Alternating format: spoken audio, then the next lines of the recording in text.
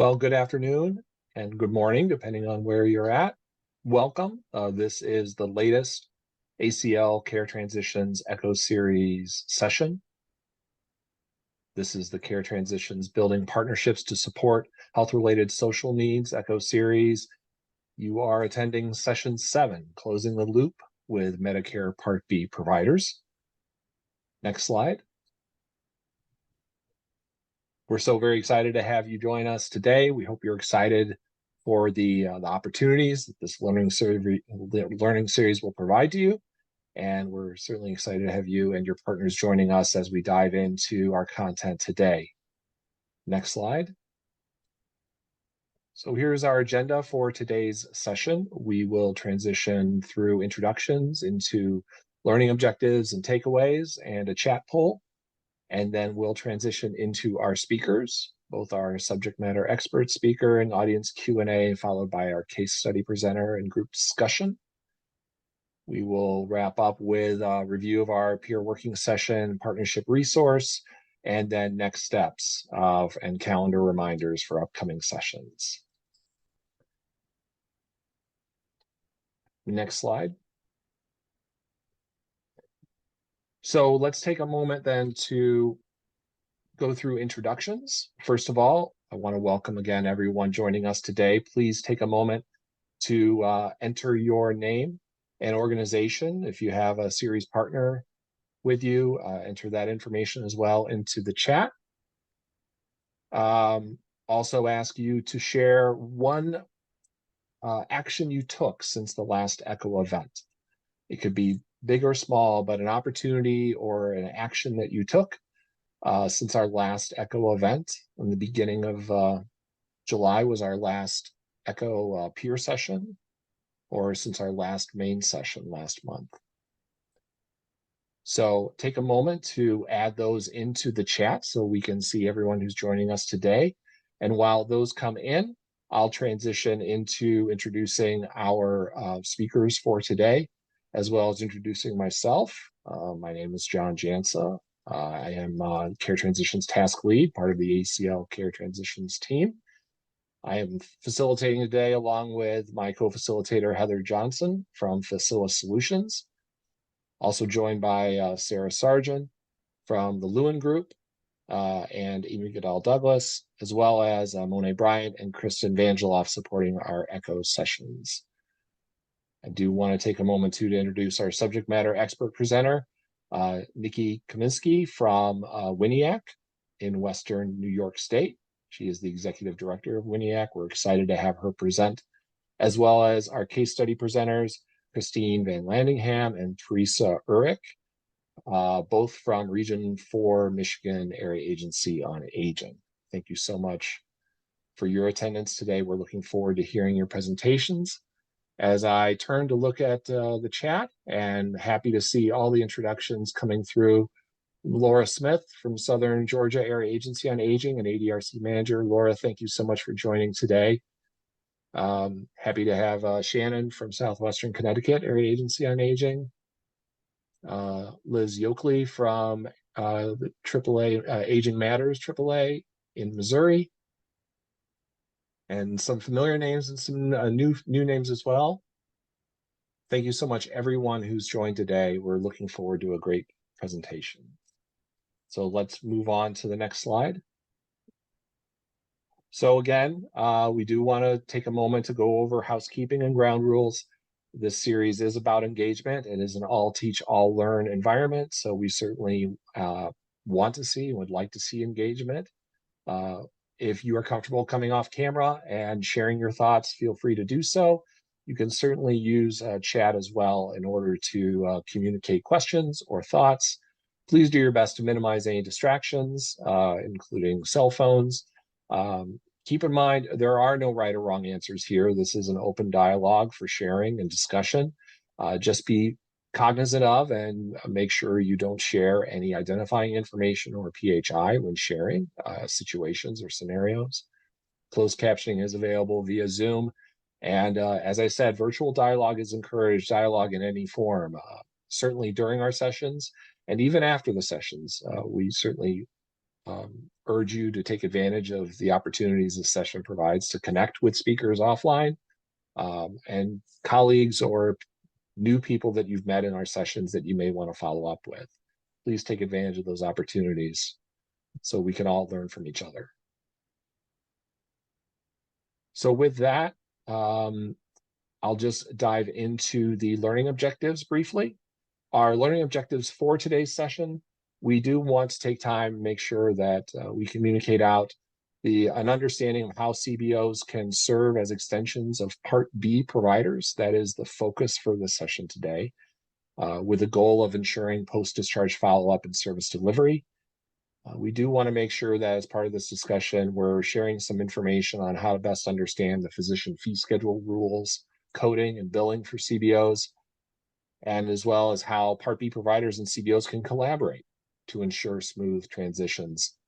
And we want to take time and make sure that we're communicating out and understanding and facilitating understanding of the billing codes and CBO social care navigation to support post-discharge activities, as well as the discussions around who can pay for these services and how it gets paid and how it can be used. Next slide. We are proceeding through our ECHO series. It's hard to believe that it seems like just a few weeks ago we were starting in January. It is July 16th. We are in session 7, again closing the loop with Medicare Part B providers. And we have one session remaining. Following this one today, we will move into session 8 on August 20th, which will be our wrap-up and celebrations event. And of course, we will have an additional peer session as well. We'll talk about that when we come to the end of our session today. But for now, I am happy to transition over to my co-facilitator, Heather Johnson, who will take us into key takeaways and set the stage for our chat poll. Heather? Great. Thank you so much, John. So exciting to sort of see some of the comments coming through in the chat, because it's reinforcing some of the things that we're going to share with you that we've been discussing in our peer working sessions and also in prior chats, and also is reinforcing what you're going to be learning today from our wonderful speakers. Things from our last event are that contract developments and negotiations are in progress. This is a huge step forward from where we began 7 months ago, when we were just coming to the table and some of your partnerships were just forming. So over that time, to see that you're moving in the direction of actually seeing some contracts come to fruition and negotiating those is really tremendous work on your behalf. We also learned that there's interest in understanding how others who are part of larger health systems advance their work. We do have a number of larger health systems that are still joining our peer working sessions, and I think there's a genuine interest in understanding how those mechanics work within such a large health system, which incorporates often multiple hospitals, multiple specialty clinics, outpatient systems, etc. There's inpatient versus outpatient workflow distinctions that continue to be of interest. I think we'll be learning a little bit more about some of those today, particularly on the outside or on the community-based side. We'll also be hearing reinforcement, and we did hear in our last peer working session about the importance of starting with a pilot program and building it systematically. Some of our participants have shared that that has been very helpful, and I think you'll hear a little bit more about that today from our presenters, who both have talked about and will talk about proof of concept. Exploring use of billing codes during care coordination and referrals is something that you're continuing to build upon. It's nice to see, for example, Marie from Connecticut and Andrew from Yale, that's something that you're currently talking about. I liked seeing that in the chat, so thank you very much for sharing where you're going with that. And also exploring opportunities to expand partnerships is still a work in progress. We know we have a diversity of participants across the continuum, from those that are still looking to form partnerships and those that have formal partnerships. So we're all here in this framework of all teach, all learn, and we're very excited to see how you're continuing to share your progress over time. So with that, if we could move to the next slide. I would love you all to take a moment. We're going to switch up from the Menti poll And we would like you to place into chat, what's one of the most things that you're interested in learning today to further your partnership? What would you really love to hear today, and that you're coming to the table hoping to learn that will help you further your partnership? So feel free to take a moment as you're listening to place those comments or those observations into the chat for us. We will pick those up when we get to the group discussion. And with that, I'd like to go to the next slide. And we're very, very happy to have Nikki here from Western New York Integrated Care Collaborative. And I'm going to turn it over to you, Nikki. Thank you. Thank you, Heather. Hi, everyone. I'm very excited to be here. My name is Nikki Kaminsky. I'm the Executive Director of Western New York Integrated Care Collaborative. Next slide, please. So Western New York Integrated Care Collaborative, a little bit about us. We are a nonprofit agency that was developed specifically to be a community care hub for community-based organizations. You can kind of see what type of agencies are in our network as of today. We have AAAs, we have independent living agencies, Department of Health, and the rest are, nonprofit agencies that vary by zip code, that vary by the populations they serve, the services they deliver, all different shapes and sizes. Currently, we have 27 contracts with health plans across all lines of business, commercial, Medicare, and Medicaid. We're going to talk a little bit about Medicare, I believe, today, but when we started, we were 100% grant funded. And as of December 31st, 2023, we were 72% of our revenue came from these contracts. So we're growing. We're so appreciative of technical support and funding we've received from the U.S. Administration for Community Living. Next slide, please. This is just a little visual for you to really see how Western New York Integrated Care Collaborative, as that hub of the network, really is being that easy button for everybody involved in this process. So for the healthcare partners who want to be able to partner with CBOs, they're all different shapes and sizes.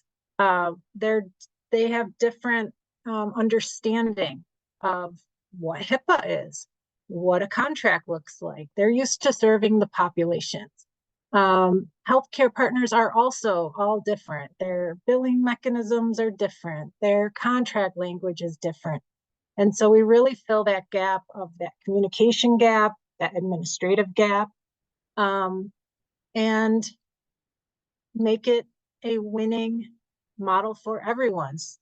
But really the goal that we all have is to help our community members improve their quality of life. Next slide, please. And so I just pulled out from that last slide the role of the hub.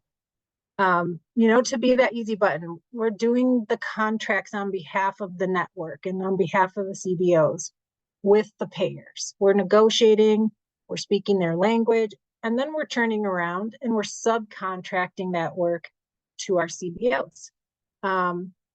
We have a centralized information technology system for the CBOs to only have one place to document any services that we refer to them. We prepare the CBOs for this contract. We provide them compliance training, and we hold their hand. We answer any questions they have for contracting. We take care of all that referral management, validating referrals, making sure they're eligible. So we're not just sending them a name and a number and saying, please do the service. We're their partner. So we also provide tech support all along the whole continuum. We do all the billing and revenue cycle management for them. So we bill the plans using claims. We do the revenue cycle, which means if a claim is denied, we have to do the investigation to see how do we get paid for that. But we pay the CBOs their full amount regardless if there's a denial. So we take on that risk. We also do all the quality assurance and the compliance. to ensure that as a network, we're meeting all the requirements and we're adhering to the quality that we promised in the contract. And then we also do all the data sharing and reporting, which has to be very HIPAA secure in a certain way. So like I said, every health system and health payer might have a different way that they want to get the information.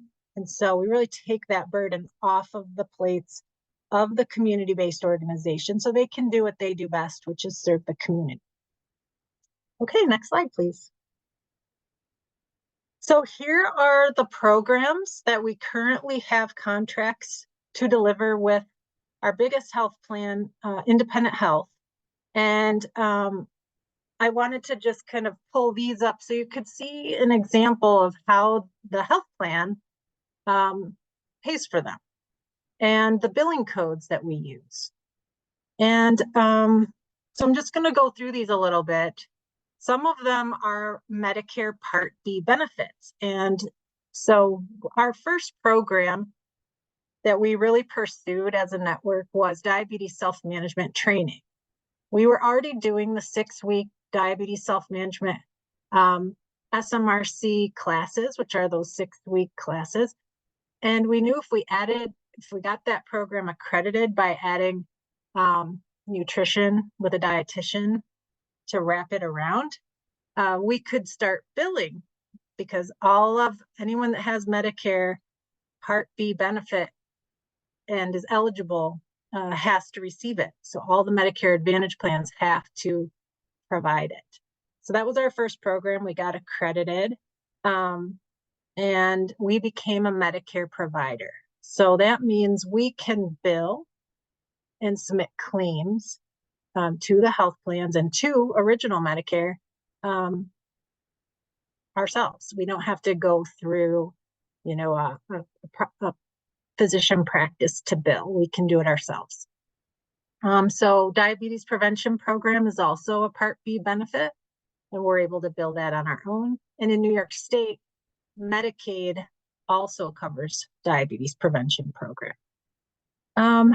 And then in 2019, CMS came out with the special supplemental benefits, and we were already contracted for the 2 diabetes programs, and we said, we have Meals on Wheels happening across our region. We could do a meal delivery program. And so now we're offering, since then we've been offering a post-discharge meal delivery program. This is really for folks who've been in the hospital, at least one overnight stay, and they get 2 weeks of meals, really supporting them in that transition home.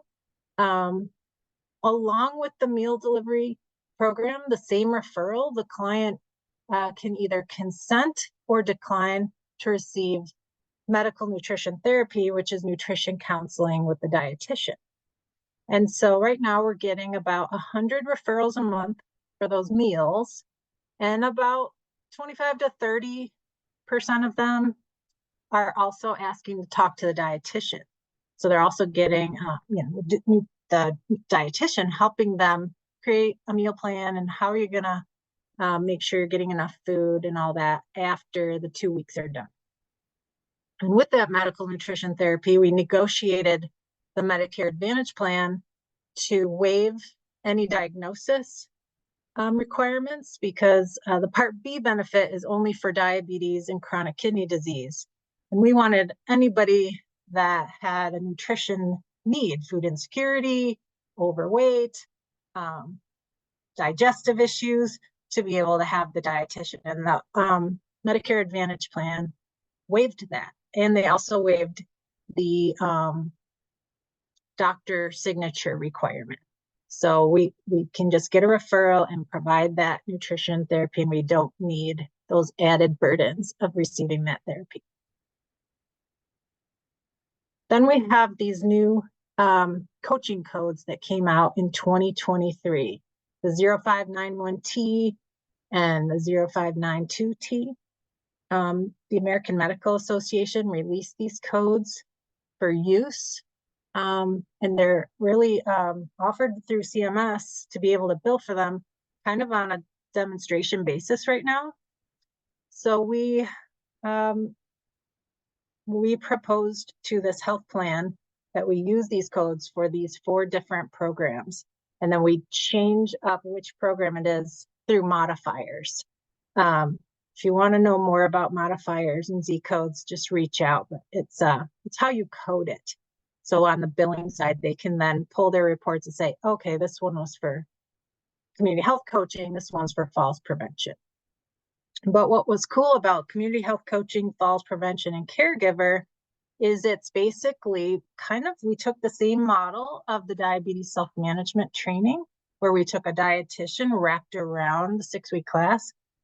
And we did the same thing, but with a health coach. So we take a community health coach, which is trained by us, and wrap them around an evidence-based program like a chronic disease self-management or aging mastery, falls prevention as a falls coach going in the home, looking for, loose floor rugs and lack of grab bars, things like that. And then enrolling them into a falls prevention workshop like a Tai Chi or a Manner of Balance. And same concept with caregivers. All right, I'm gonna go to the next slide, please. So what could CBOs who wanna close the loop with Medicare Part B providers? So you could become a Medicare Part B provider if you have a billable service, or you could subcontract with a community care hub who is a Medicare Part B provider. You really want to assess what programs do you provide, and would they be something that could be billable? And then review what your capacity needs are, and understand that if you're providing a service that is billable through Medicare, you're going to receive reimbursements for those services, which can expand your ability to provide more services. As for your hospital, a health system, an ACO, you want to consider contracting with a community care hub who is a Part B provider, because they can help you. They can deliver services through their network to address the health-related social needs of your patients and really act as an extender of your workforce. We were looking at the needs of our community, and there's thousands of people that need help, that have health-related social needs. And oftentimes providers are able to hire 1 or 2 case managers. There's so many needs that hiring 1 or 2 community health workers in a hospital or in a healthcare setting, you're not going to be able to reach everybody, go in their homes, do all the services that the CBO network could do. So think of it as an extension of your workforce. And now there's billing codes to allow them to do that don't take away from the services of your clinical providers. And we will get to questions at the end. So I'm going to go to the next slide. So there are these new Medicare billing codes that really allow for CBOs to receive payments. So this is a little workflow that our consultant, Tim McNeil, created. I apologize if the wording is small, you will get the slides, but I'm just going to walk you through it. And then, well, I'm not going to dive into it too much, but it has all the codes on there. But basically, if there's a beneficiary that has a medical condition impacted by health-related social needs, they have to have a social risks assessment done and initiating visit with a provider where the provider connects that the health-related social need, whether it's housing, food, transportation, affects the outcome of their health.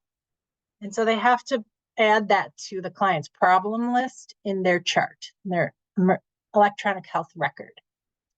Then they send a referral to the community care hub or the CBO, who does an in-depth assessment. So this initial screen might be a little smaller, like a standardized screen, but now you really want to dig in more. So they have food insecurity, but do they need nutrition or counseling, or do they need food delivered? Like what type, more in depth, right? They help create a person-centered plan. They link them to services, which could be existing services already existing in the community, like Meals on Wheels, or keep, enroll them in public services. And, you can also use this for folks who are being discharged as well. So from down here after action plan, and then where it says, CBOs blend and braid those resources. Whatever resources are available in your community, whether public resources, private, philanthropy, it's that coordination of the services. So these codes do not pay for the actual services, such as food delivery, but they would pay for all of the coordination to the different services. And then they have to send the reporting back to the provider, and the provider will then bill. And that's really kind of how it works. So it's very exciting. This is the first time that there's been codes specifically for providers to be able to pay down to CBOs for this work. Okay, next slide. And so we have joined the Health Equity Learning Collaborative through the Partnership to Align Social Care, where we had to form a clinical community team. And so our network is the community partner. And then we have 2 different clinical partners that have signed on. One is Catholic Medical Partners. They're an ACO REACH. They also are this big health system that has hospitals and clinics. And then we have an FQHC. So we're going to be starting 2 pilots because they're 2 different, remember, I said shapes and sizes, they're all different. These are 2 completely different types of organizations. So we don't want to waste either one of their time. We also have our regional health information exchange coming to our meetings to see how they might be able to foster the communication back and forth.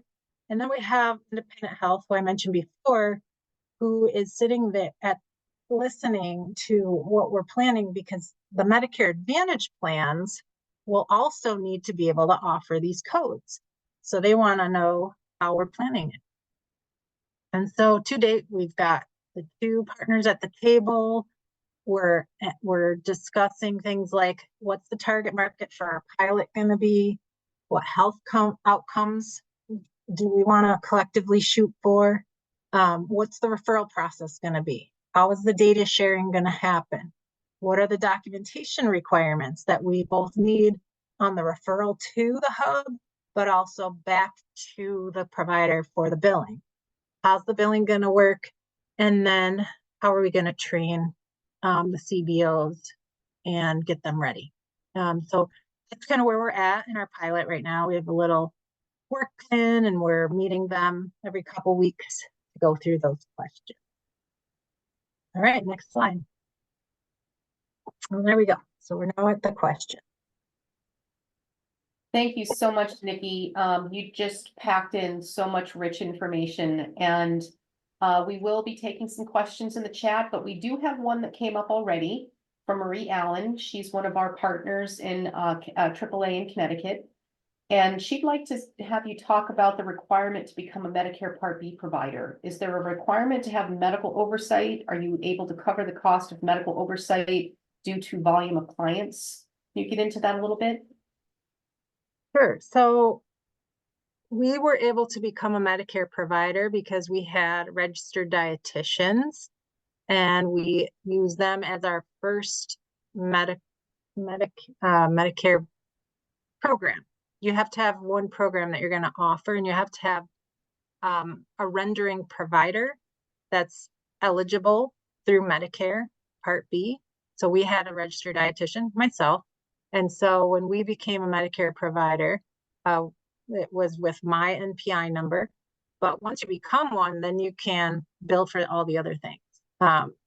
So the diabetes programs, because a lot of us, especially at the AAA level, are doing those diabetes self-management. A lot of people have dietitians. You could leverage your existing dietitians to go and get your Medicare Part B. It's a process. It's an application process. There's a lot, like, read it through. But yeah, it's doable. I know we don't have to have medical oversight. Correct, because, yes, because you are providing that yourself. You are that, yeah. We have a question here about what software data systems are you using? We use a system called Weld Health. I'll type it in the chat because it's just hard to pronounce, but yeah, they started with diabetes prevention program. They provide that program for a lot of the YMCAs across the country. And diabetes prevention, if you're doing it, you understand there's so many reporting requirements and codes. And they had that one all built up. We tried other platforms before that, and nobody could figure out DPP. So then with Weld, they were able to configure all of our other programs. Everything was easy after DPP. So that's who we use. And yeah, we're pretty happy with them. We have everything is centralized with them. So we can get referrals in, assign them to the CBO, to the program and to the CBO, do all the program documentation, and then bill right off of them. Great. And I know this wasn't specific to you, but it's something that someone said they'd love to learn today. And I was wondering if you could maybe talk about what your contract looks like. Is there anything in terms of what's included, how it's executed that would be helpful for folks that are just at the point of maybe even talking about a contract with their partner or negotiating a contract? So what we do on our contract, so I'm wondering what they're, I'm wondering if Liz wants to come off, but are you looking at the contract between us and the healthcare payer or us and the CBO? Because it goes both ways. With the healthcare payer, sometimes they initiate the contract and then we review it. And if it's Medicare Advantage, we always ask for an enhanced fee because we're a hub. And you can do that, by the way. You can ask for an enhanced fee. They might tell you no, but they do have that flexibility. And as a hub, you have to say, you know, we're bringing all these CBOs. You're going to have access to this whole region of CBOs, and we need a little enhanced fee to make that happen. Down to the CBOs, we have a master service agreement with any CBO that's going to subcontract with us. And then any program they do, it's a separate addendum. So we only have to sign the master service agreement once. And then the addendum has the scope of work and the payment schedule for each program. So, and then if you're looking for the contract, like a sample contract for the CHI and the PIN services, I know there's a sample one on the Partnership to Align Social Care website under Health Equity tab. You can go on their website. I know there's a sample contract on there. That's great. Thank you so much, Nikki. Yeah. Any other questions for Nikki before we turn it over to our case study presenters? And if we do see some come up, Nikki, we might have those for you as we move into that part of the agenda. And actually the website, if you can put that into the chat, Nikki, that would be helpful. I will. Thanks, everyone. Thank you very much. All right, so we can go to the next slide. I'm very pleased to now turn the floor over to our case study presenters, Christine and Teresa. Thank you. Appreciate the opportunity to both hear Nikki's presentation again. I love the work that she's doing, and to spread the information and the impact of what we've been able to accomplish here at Region 4. Count it a privilege to do that. So next slide, please. We'll be talking about our Community of Care project, which really is about transformational work around the complex care needs of older adults and embedding social care clinicians into medical teams, and really working toward not just handoffs and handshakes, but really working arm in arm with our medical care partners in the community. Next slide. So if you think about who AAA is, who this AAA, who we are in the southwest corner of Michigan. We have a tri-county planning and service area. It is a mix of high poverty and mass wealth, very diverse populations, rural, urban. So it's a bit of a cross section in terms of the population that we serve. Next slide. So why this matters, this partnership is focused in one of our counties, so in Berrien County. And as we think about the aging of America, our Michigan is aging faster than the rest of the nation. In fact, 51% of older adults in all of America live in 9 states. Michigan is one of those states.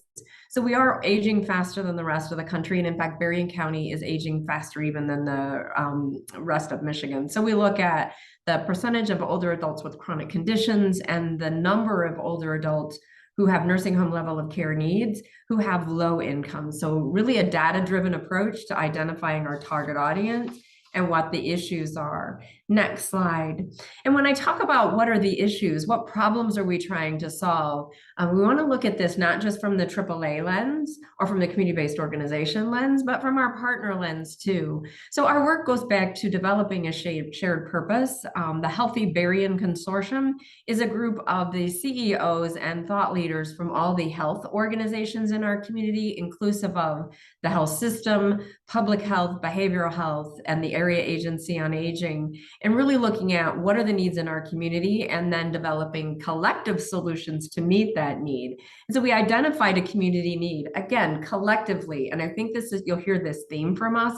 It's about not just what we bring to the table, but what do we bring to the table to solve a community need felt by all of our partners. So we identified, actually this was pre-2010, I think it was about 2009 that we began this work just collectively, understanding that older adults who have multiple chronic conditions, they were experiencing some of the worst health outcomes in the region, often resulting in disability and avoidable death. Next slide. So as we came together with that, we developed value expectations for our partnership. What is it we want to achieve with this? So the primary value expectations are that we would achieve stabilized health for seniors with multiple chronic conditions. Important to this work is increased caregiver and social support. Can't get to the stabilized health without making sure that we engage caregivers and we provide social support. You'll recognize this language perhaps from the healthcare side of our partnerships, reducing the cost of care overall by driving the right care at the right setting at the right time. And underpinning all of this, we were determined not to just go after grants and do this work with a proof of concept. All of that is important, but get to a sustainable payment model and capacity building to make sure that we can continue this work long term. Next slide. So as we worked through that, we developed a pilot project to do that proof of concept. We developed the interagency care team pilot project that did indeed demonstrate the impact of integrating medical and social care. So embedding our social care clinicians with medical care teams to get into the home and identify the health-related social needs, although we didn't even have that term in 2010, and tap the network of community-based organizations to meet those needs. And we saw, as you look at those trend lines, just a significant reduction in medical care cost and improved health outcomes. And that pilot project, through that work, we identified billable Medicare codes for chronic and transitional care management to sustain this work going forward. That's the foundational, and that moves us into what did we do from that proof of concept, that pilot work, to evolve into some contracts. And I'm going to tap Teresa, the Chief Operating Officer, here to begin to talk about that transition into that evolution of community of care. Next slide. Thanks. As Christine mentioned, we engaged in this work with our healthcare partners. So that team of leadership from the Healthy Berrien Consortium actually became true champions of this work. They experienced throughout all phases of the pilot, they saw and experienced this proof of concept firsthand. They experienced reduction in their provider stress and frustration and not being able to impact social care needs. They knew that were underlying and influencing their ability to impact medical outcomes. They saw the better health and stabilization of their patients and improved patient engagement and satisfaction scores increase and go up, ultimately resulting in that line that drives down lower utilization and cost. We worked with those champions to execute contracts with these 2 primary care practices that are referenced on the slide here to integrate and embed the AAA social care clinicians into the medical care team. Of note, those 2 practices, one of them is a home-based primary care first model. The other is an office-based rural health clinic. It really demonstrates that there's success in this model of integrating care, and it can work in a wide variety. It can be replicated in a wide variety of reimbursement models. Being embedded in the medical care team then means that there's no longer siloed care. The medical team really introduces the model to the patient and caregiver as seamless. They're not just referring to the Area Agency on Aging and saying to the patient, we're going to refer you to Area Agency on Aging. It's really my colleague, Teresa, is going to give you a call and talk to you about what's most important to you as we all work together to help you make you feel healthier. This model extends, as I said, beyond warm handoffs into these huddles in person every week. During those huddles, new patients and emerging needs of existing patients are reviewed, and we care conference together. And each clinician, the social care clinician and the medical care clinician's perspective, knowledge, and ideas are respected and included. In between those huddles, then they often call and message with one another to address urgent needs, just as one would a colleague in their fellow practice. I glossed over the shared care plan there, but it's really one of the most important and invaluable pieces of this model. The AAA social care clinicians document their encounters in the medical record and contribute their findings and interventions to a single comprehensive care plan.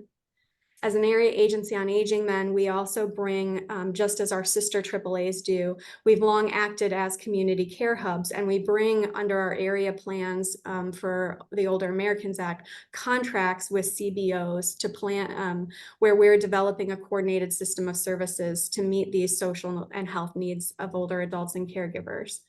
So for us, that's 100 plus partners and providers, as Nikki mentioned, of all different shapes and sizes, providing a full range of different services in the community, from nursing in the home delivered meals, PERS, assistive technology, transportation, the whole gamut of health-related interventions. And that's really the value proposition that Area Agencies on Aging can bring to the table to potential care, integrated care contracts that already exist within our network. Next slide. So this is a really high level overview of the integrated care workflow. As you look at this diagram, please be thinking about what components of this work you're already doing. I think you'll find that you're probably doing every element of this work already, just to greater or lesser degrees and in partnership with one another as health systems and community-based organizations. As I mentioned, our teams meet regularly each week to huddle on new and existing patients. The aligned workflow includes sharing materials and shared language. That was really key to the success of this model. Is we really are transforming the philosophy and model of care. We're ensuring that everyone, including the patients and their caregivers, are working towards the same goal and reinforcing one another's messages. It's really focused here on the patient and the caregiver. That was new for a lot of our medical teams, very highly focused on the patient before we began working so closely together. It's holistic, it's guided and collaborative rather than instructive, and it's really focused on what's important to the patient, not only what's important for them. This is a model that circles back around, and engagement leads to person-centered assessment and care planning, leads to intervention, leads back to engagement and around again. And it's really underpinned by this community of care. That's how we refer to our community care hub, all of our social community-based organizations in the community. One of the things that is not really noted specifically in this integrated workflow, but is core and important to the work that this collaborative is getting together around, is care transitions. Our social care clinicians learn right away that if a patient of ours, a shared patient, is in the hospital or ED, and can intervene immediately, helping to reduce that length of stay, but connecting them to those resources in the community and to the core services that we were already providing as an area agency on aging, like falls prevention, medication reconciliation, home safety evaluation, caregiver education and classes, evidence-based programming and health coaching, some of the things that Nikki referenced as well.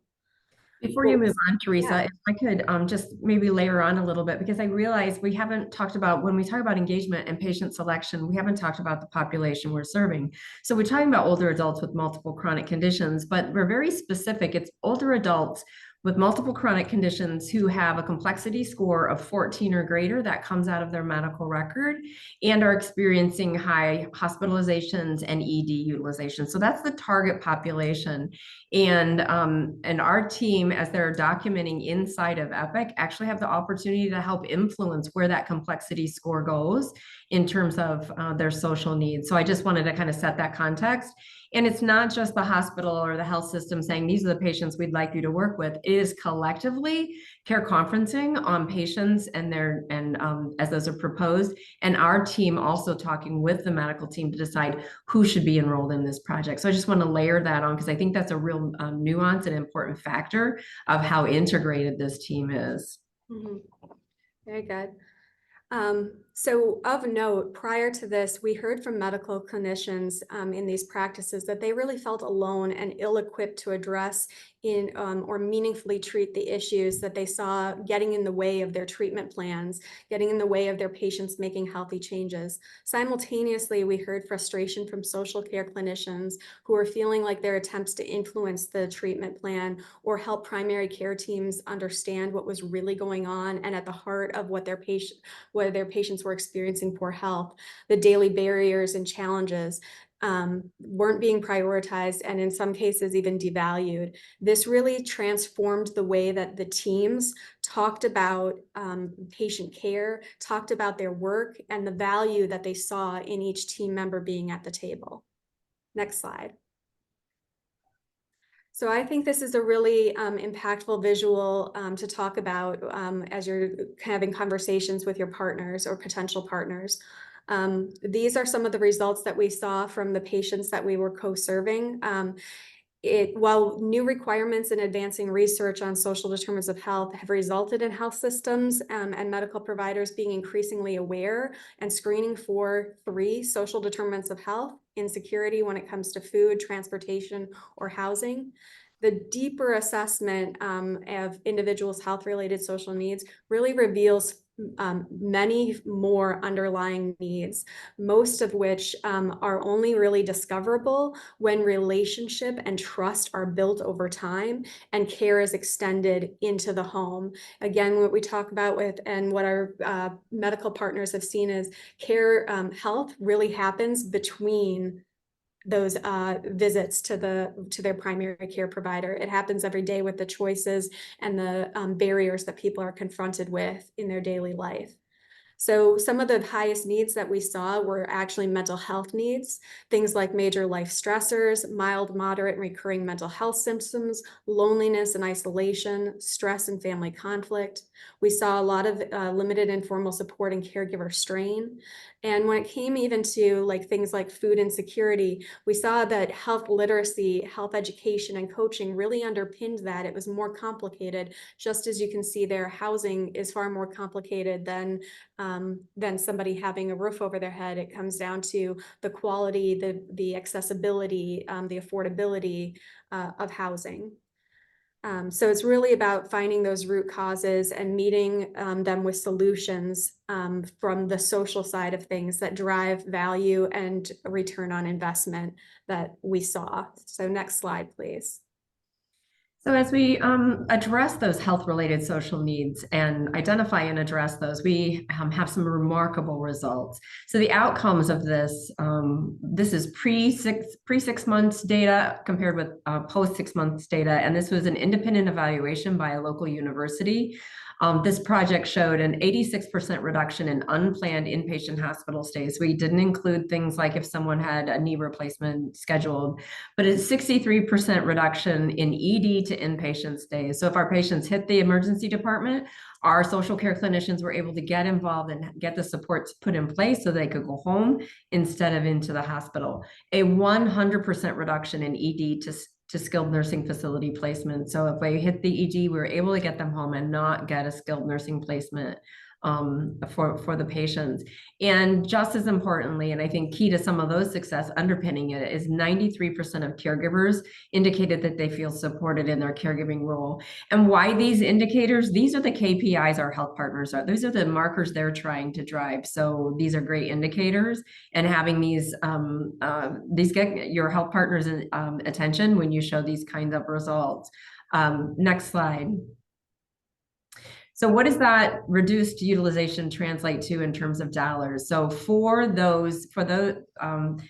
93 patients, we had an overall total cost of care reduction by 63%, which translates to a $1.7 million savings for just less than 100 patients.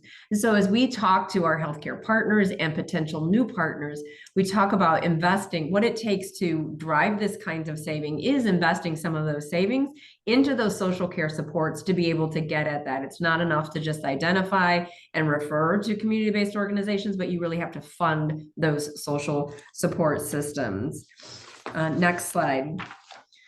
So why this partnership works, lots of words here on this slide and you'll get it, but really it allows the partners and our providers and partners and patients to set collaborative goals to, again, as Teresa said, talk about what's important to the patient, what's important to them to work on, as opposed to what from a clinical perspective we might think it's important, allows broader perspectives and more proactive tailorized or personalized approaches to complex needs, and improves patient and caregiver satisfaction. Certainly by reducing the total patient cost of care is driven by efficient use of community-based services. So much less expensive to treat the bed bugs than have people keep hitting to the ED because they won't let skilled care come in. That's an actual example. Teresa, did you want to say a few more things about this slide? I think that the slide speaks for itself, and I know we've got a lot to go through. Okay, we can go to the next slide then. There's some great quotes from our partners in the field about how participants have greater access and how the way that this community of care has changed the way services and care are provided. And these two quotes are from our medical care partners. So those are really impactful. And the next slide, as we look at how do we pay for this, these are the billable codes that we're currently using. Teresa, you want to speak to this a little bit? And then I've got one or two things to say about it. Yeah, so this is just a technical breakdown of how this works. As I mentioned before, our social care clinicians are documenting their encounters in the health system's EMR. They are also documenting their time in there. So what happens is the EMR calculates minutes in a flow sheet, and that report comes to the Area Agency on Aging on a monthly basis. From that, we generate an invoice to the health system. It's actually our social care clinicians that are entering the these codes that are on the slide here, and we embed in there links to the Medical Learning Network where you can learn more about the requirements for billing these. But when we submit that invoice, then the health system actually submits the claim, is reimbursed by Medicare, and then pays the Area Agency on Aging. And you said you had a couple of Yeah, actually, we can just go on to the next slide and I can comment on it there. So this is our payment evolution journey. We self-funded this with our healthcare partners in the beginning as we looked at a pilot and what this intervention would be. We got some grants to do the intervention. The interagency care team transitioned it to these two contracts for Medicare fee-for-service with these two practices. And we're moving now toward a shared vision of moving to a value-based payment arrangement and some opportunity to scale this with more than the practices that we have in 2024. I will say our AAA is also a Medicare Part B provider, and there are many other codes that we bill directly. We also were just awarded some other opportunities in terms of the guide model and things where we can create a more dementia guided experience for our patients as well. So really looking at how do we start from just grant funded, develop a concept and move it forward through some fee-for-service contracts and move that into some both contracting with our healthcare partners and have them bill the Medicare codes, as well as be able to direct bill those codes that we're able to do so as well. So next slide, how do you get started? It really is about understanding your population needs and understanding your prospective partners' pain points, and really digging into what are the solutions that they're aiming for, what are the problems they're trying to solve, and how can you use the skill set that you bring to the table to do that. But really this work runs on relationships and really building those relationships, finding those physician champions with health systems and health payers. Use the proof of concept that we've done and that others have done. It's totally transferable to other communities. And then develop the data analytics strategy that can really develop. You have to show your ROI, but those would be some how to get started from my perspective. Teresa, do you want to add anything to that in our last minute? No, I think that's great. There are some questions in the chat that I'd love to respond to as well. I don't know if we're ready to get to that point, but I see that are you using a specific assessment for health-related social needs? And we really felt that as we reviewed the existing instruments that are prevailing, we decided that composite, we really developed one that worked best and built on the experience, the 50 years of experience the Area Agency on Aging has in addressing health-related social needs and in screening and assessing for them in people's homes. So we've developed our own health-related social needs screening. And the social supports, I think maybe what the question is what social supports are specifically paying for this, for that. Yeah, I can take that one. So it is so person specific. So as you saw, the health related social needs, it depends on what the need is of the patient. So as we identify the health related social need, really driving the service delivery based on that individual. So I can't speak to specific, it's all the social needs that you saw. We tapping our community-based organizations to meet those needs. So it is as varied as the participants. As you saw, one of the highest needs was mental health. So we have in-home behavioral health counseling. That was a huge one. Pest eradication. It really is across the board, and it is as unique to the patient. So if that's helpful. Thank you so much, Christine and Teresa. I think that you're hearing and seeing some really wonderful comments in here. One thing I think that would be really helpful to speak to, and if you could go to the next slide, we'll put a slide up here for you all to feel free to come off of mute and engage with your case study presenters. But for those that are a singular CBO and are not a hub, where do you start?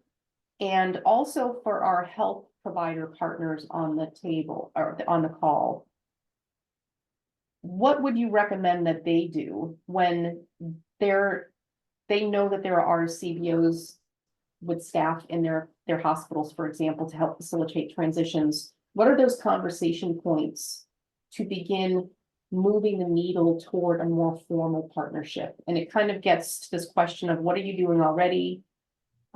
Supports coordination, social care. What guidance would you give in a non-hub environment to start making these things come together? Yeah, one of the things that I would encourage is a slight shift of thinking, because AAAs who are using Older Americans Act services, you have you have contracts, you have a network of social supports to meet the needs of older adults. It doesn't come with enough funding to meet the needs. But think of yourself, you are that bridge to the community-based organizations. So I'd encourage you to kind of shift your thinking a little bit in that regard. But I would maybe a great place to start is connecting with your health partners around their community health needs assessment. Look at their latest community health needs assessment. Find your population there, find your solution, and begin to engage in the dialogue around that. What's their pain point? And then talk about what you bring to the table in that regard and how you can bring this network of community-based organizations. You might not be a formal hub yet, but you are the connectivity to the social support services system to meet the needs of older adults with complex care needs. And is there any experience that you can lend from what you felt the health provider side was doing, or what was helpful? Yeah, I guess as I reflect on that, one of the things that was really important for us was to spend the time, like if I put my health plan and health system hat on, was really making sure that we were talking the same talk, using the same language. Often we were using the same words, and then we meant very different things. So when we talk about care coordination or care management, that looks very different in an ambulatory care practice or in a acute care setting versus what a community-based care management practice is. So really, I would encourage, whether it's the health payer, the health system, or the community-based organization, to make sure that as we're using language that we're aligned in what we really mean. And we used to call it for a while semantic stumbling, because we would say one thing, they would use the same words, and we thought we were saying the same things, and we meant very different things. So investing the time in understanding your partner's perspective, whether you're the health plan, the health pay, or the health system, or the CBO, and aligned around those common objectives, I think that's a remarkable place to start. And I know that this is our case study questions, but Nikki, I know you're off camera and you're on camera, and you also bring a wealth of knowledge. Feel free to come in and add perspective if you have anything else you'd like to share from your own experience. Yeah, as far as working with healthcare, I'm just want to make sure I got the question right. Healthcare partners? Are you saying from the healthcare partner perspective? Yeah. There's already great work happening. I mean, the CBOs are the social care experts. Mm. And so don't be afraid to reach out to them to find out what they do, and how you could best support them. They might need some upfront capacity funds to be able to do this work with you, but they're very flexible. If you just look at COVID, all the CBOs pivoted on a dime to make sure everybody got the services they need. So they've already proven that they can do the work and meet the needs. So reach out and be available, because a lot of times half the battle is, who do I talk to with health plan? I don't know who to reach out to. I can't get a contact. Yeah. I'd layer on. Thank you for that, Nikki. As I encourage our health system partners to build on the expertise that already exists, rather than try to build it internally. You've got those social care clinicians in the community. And as we talk in our community with our health systems, we talk about this being a social care specialty referral, just like they would refer to any other specialty: neurology, cardiology, social care referral. That is the referral to this network. You've got a specialty network in your community. And would you clarify for some folks that might not be familiar with the term social care clinician, what type of staff person would fit that title? Sure. So for us, it's both. It's multifaceted. So it's nurses, it's social workers, it could be community health workers. It depends on what is called for in terms of what's allowed under individual codes. So many times it is not a licensed clinician. Many times it is a nurse or a social worker, but many times it's a certified community health worker, a long-term supports and services navigator. It's a housing coordinator. These are the experts in the field in social care and addressing health-related social needs. Excellent. I think that opens up a whole other perspective for folks that are in the CBO world and are wondering who of their staff might fit that. Mhm. Which is another follow on, what kind of licenses, certifications might be needed to build the codes like 0591 or social care clinicians? I think you kind of just talked on that, but anything that you want to elaborate on? The only thing I would say is the Medicare Learning Network is one of my best friends. When you look at what code and what do you need, what are the clinical requirements, what are the documentation needs, et cetera. So there's a wealth of information. So as you dive into each of the codes, the Medicare Learning Network is the source of truth there. Great. I would just add for the 0591 codes that we use for the health coaching codes, there doesn't have to be a certification at the CBO. The hub is required to make sure that whatever the direct staff that's providing that ensures that the coaches have specific training on motivational interviewing, person-centered care planning, trauma-informed care, resources, benefits. So it doesn't have, we don't have to add that burden to the CBOs to get another license or a certification as long as they get the training, which is nice. Great. Thank you, Nikki. And then there's a question about reduction in length of stay. What specific interventions or interactions are taking place bedside to reduce that length of stay? Sure. So our social care clinicians are able to intervene either telephonically or directly in the hospital with patients. They talk about what are the barriers to returning home, and whatever those barriers are, they follow the patient where they're at. So it could be connection to home delivered meals. It could be connection to any number of services that the community-based organizations in our network provide. It also could just be health coaching and helping navigate, maybe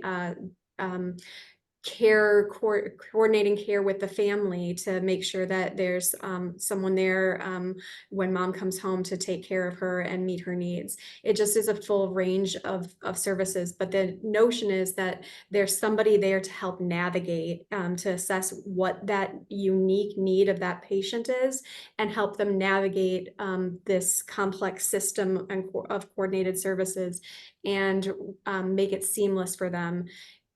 That stuff, those are things that the hospital staff don't always have time to be able to work out with the person individually. And it's also things where, because we've been working with the patient, we have a relationship, we have that trust, and so we can break through really immediately to what that need is that is preventing them from being able to go home sooner. Right. One thing that I know our participants and some folks that are on the call today have shared in our peer working sessions, you talked about the fact that you use Epic and you actually engage with Epic. And one of the challenges that folks have experienced is that it's a read only for many people.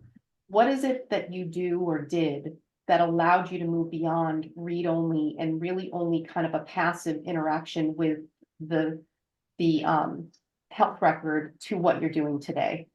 Appreciate that. Yes, at our beginning of our partnership, before we were under contract, we had Epic Care Link, so just that level of access where you could read only but not really chart. Once we executed contracts, so once we were under contract with these two physician practices, our staff are treated just like any other locum staff or any other contract extender staff that the health system would have. So they are logging into their instance of Epic just like they were employed by the health system. So that gives them full access, and that's really allowed for that one care plan that Teresa talked about, not just at first we were like sending PDFs and then the medical team would upload that to the media tab and physicians rarely had time to take a look at that. So that has been a game changer for us. And as we look to scale this to a broad system of broader population and more physician practices, cognizant of the fact that we can't have our teams logging into 10 different instances of Epic.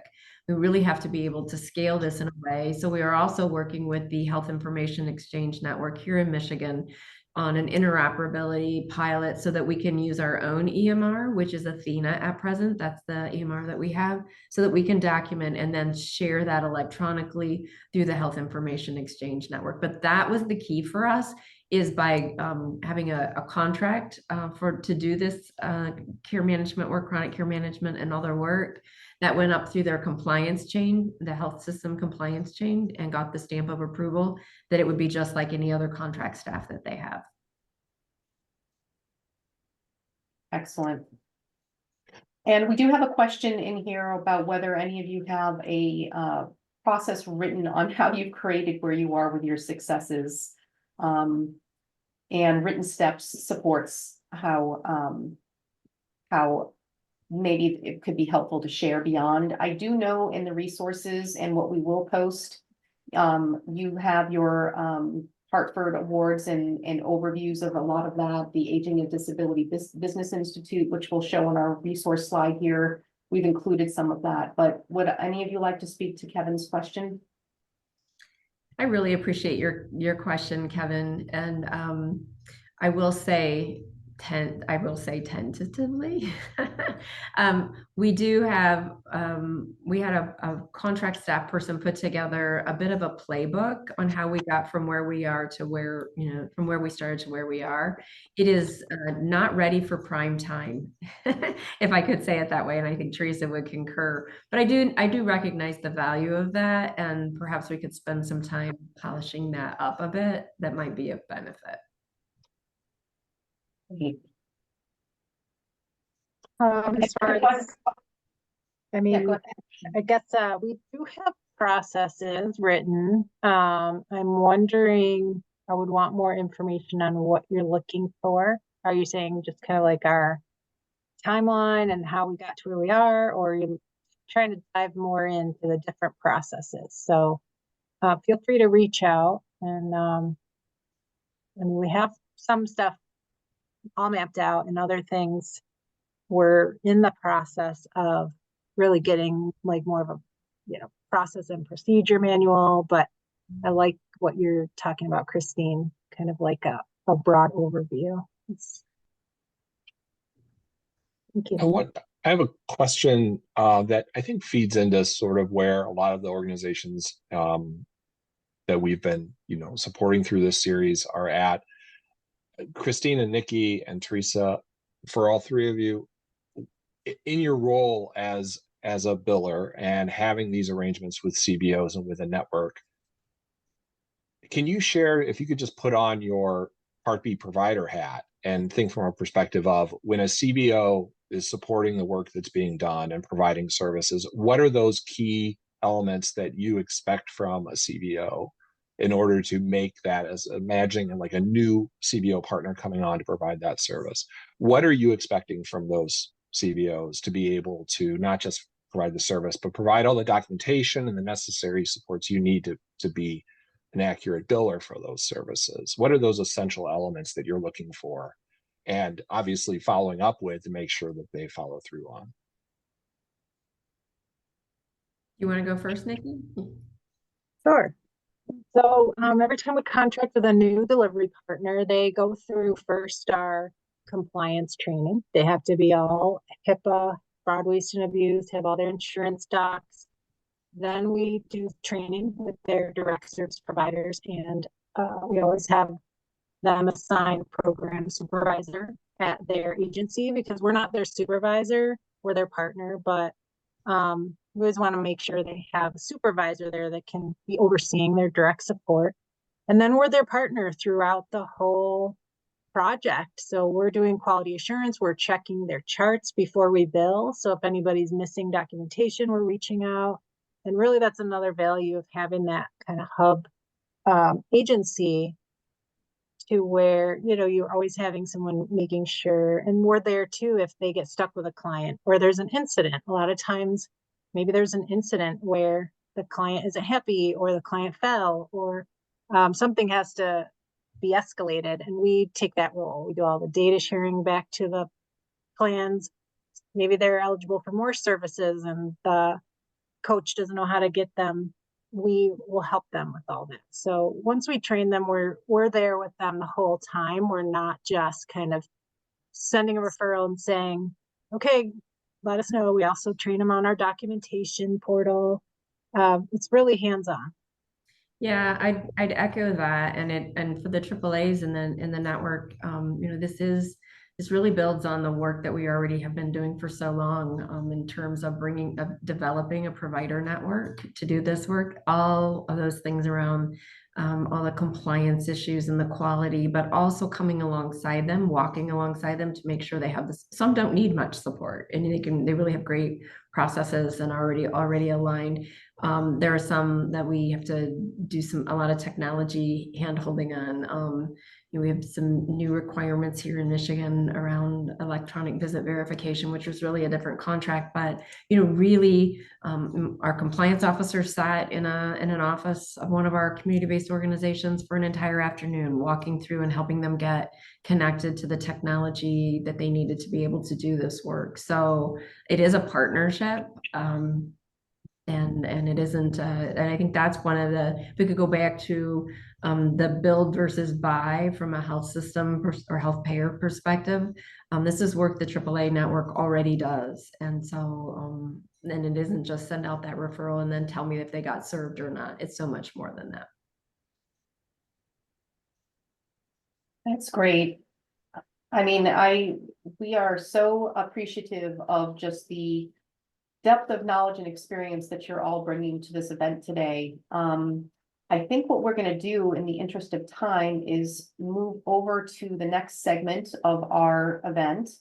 And we're going to get you ready for the peer working session and applying your learnings from today. I'm sure that there's lots that you could be noodling on in between now and our next event in a couple of weeks. So with that, I'm going to turn it over to my colleague, Sarah. But do want to thank you all again so very much for your wonderful contributions to this event today. Sarah? Hi there. Thanks so much, Heather.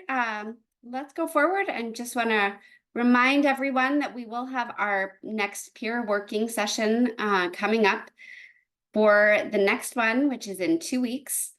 You should target care transition staff, anyone who deals with leadership, building standard operating procedures or processes and workflows. We'll be building both off of what you have just heard from our wonderful presenters and the resource that Heather is going to present to you shortly. As with all of our sessions, you will get a lot more out of it if you take the resource that she's going to present and go back and meet with your partner, or at least look internally at your organization. This particular document has some really, really wonderful opportunities for you to build out some processes for your own organization. So I really encourage you to do that ahead of time and arrive to the session ready to report out and ready to ask questions, because you have so many wonderful colleagues here who can tell you about what they're doing and give you advice. So would love to hear from all of you and really encourage you to make use of the resource that you're going to see in a second. Next slide.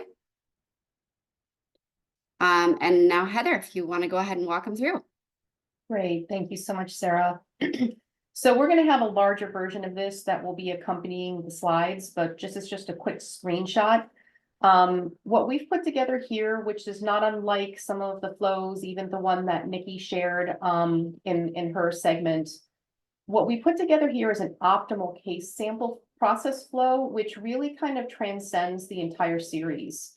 So we went in and we took a look at sort of the learnings from some of our SMEs, from the case study presenters, and kind of walk through a series of 6 key steps. And we say that it's optimal because we know that not everybody is here yet. But for example, the concept of shared care plans was mentioned by Dr. Skapik when we were talking about interoperability and that importance of that interoperability. which really helps solidify the ability to have a single view into a person's transition experience, both in hospital and post-discharge. So we've incorporated that in here, for example, in step 3, along with the use of social referral platforms, which we know a number of you are using, whether it's on the hospital or the community-based side.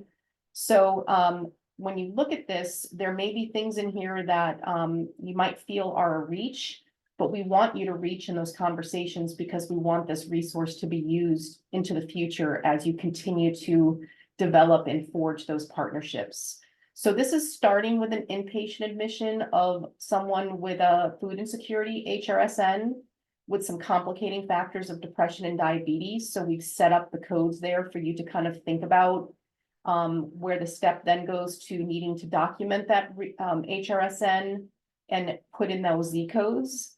We also know that the hospitals are needing to trend what their HRSNs are in order to meet quality requirements with CMS into the future.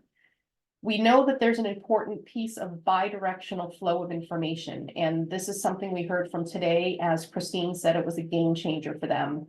The read-only access we know is a real challenge for you all, but optimally, you are going to be working toward that bi-directional flow in real time to enhance the ability to kind of follow that person through their transition back over to the physician office or to a post-acute visit, that initiating visit that will trigger the use of some of the other codes.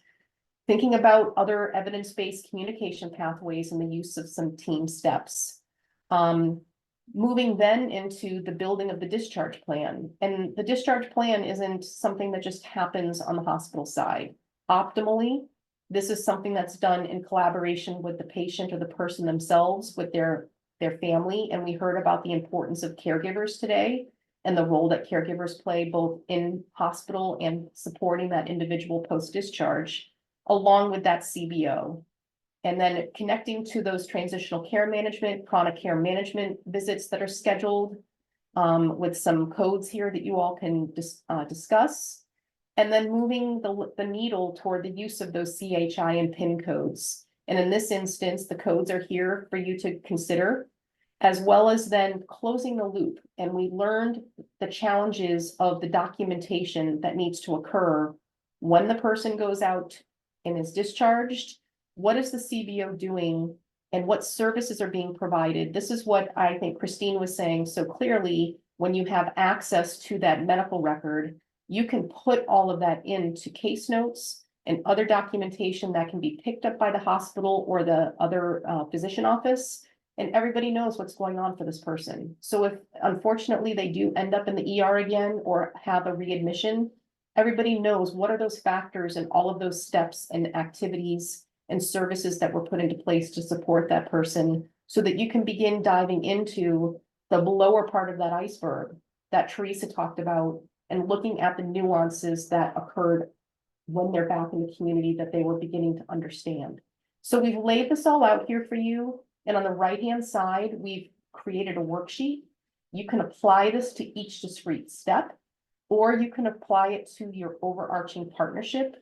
But the importance that we've heard throughout this entire series of that shared vision, your unique strengths and your unique challenges and an understanding. And I think we heard that from our presenters today very clearly.